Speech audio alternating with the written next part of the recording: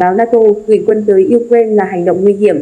Bộ trưởng Ngoại giao Anh David Cameron cho biết việc triển khai lực lượng chiến đấu trên bộ của phương Tây sẽ dẫn đến leo thang chiến sự. Ngoại trưởng Anh David Cameron cho biết việc gửi binh sĩ NATO tới chiến đấu với quân đội Nga ở Ukraine là quá nguy hiểm. Ông đưa ra bình luận trên khi các nhà lãnh đạo châu Âu khơi lại cuộc tranh luận về việc liệu liên minh do Mỹ dẫn đầu có nên cân nhắc tham gia trực tiếp hơn vào cuộc xung đột hay không.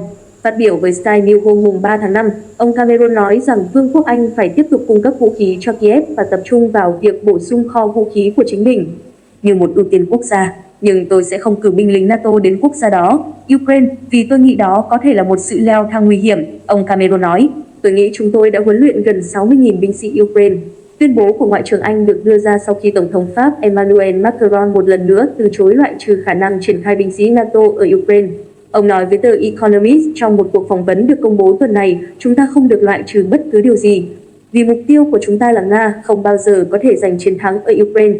Ông Macron lập luận rằng việc triển khai lực lượng trên thực địa của NATO có thể nảy sinh nếu người Nga đột phá tiền tuyến và tùy thuộc vào việc Kiev có yêu cầu trợ giúp hay không. Các quan chức cấp cao khác của châu Âu đã đưa ra ý tưởng triển khai quân đội, trong đó một số gợi ý rằng NATO có thể cử các đội rà phá bom mìn và các nhân viên không tham gia chiến đấu khác. Sự hiện diện của lực lượng NATO ở Ukraine không phải là điều không thể, Ngoại trưởng Ba Lan Radoslaw Sikorski nói với các phóng viên hồi tháng 3.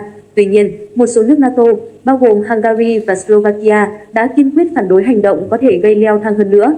Nếu một thành viên NATO triển khai lực lượng bộ binh, đó sẽ là một cuộc đối đầu trực tiếp giữa NATO và Nga và sau đó sẽ là Thế chiến 3. Ngoại trưởng Hungary Peter Szijjarto nói với đài truyền hình LCI của Pháp hôm 2 tháng 5. Moscow đã nhiều lần cảnh báo rằng họ sẽ buộc phải tấn công quân đội phương Tây nếu họ tham gia vào cuộc xung đột.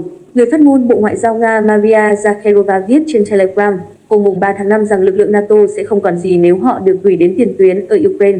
Kiev đã gióng lên hồi chuông cảnh báo về sự chậm trễ trong viện trợ quân sự của phương Tây trong những tháng gần đây, đồng thời đổ lỗi cho tình trạng thiếu đạn dược là nguyên nhân gây ra tổn thất trên chiến trường. Trong một cuộc phỏng vấn đăng trên The Economist hôm 3 tháng 5, Vladimir Skibitsky, phó giám đốc cơ quan tình báo quân sự GUR của Ukraine, nói rằng hệ thống phòng thủ của Ukraine có thể sụp đổ ngay cả với các gói viện trợ bổ sung được phê duyệt gần đây từ Mỹ và Anh.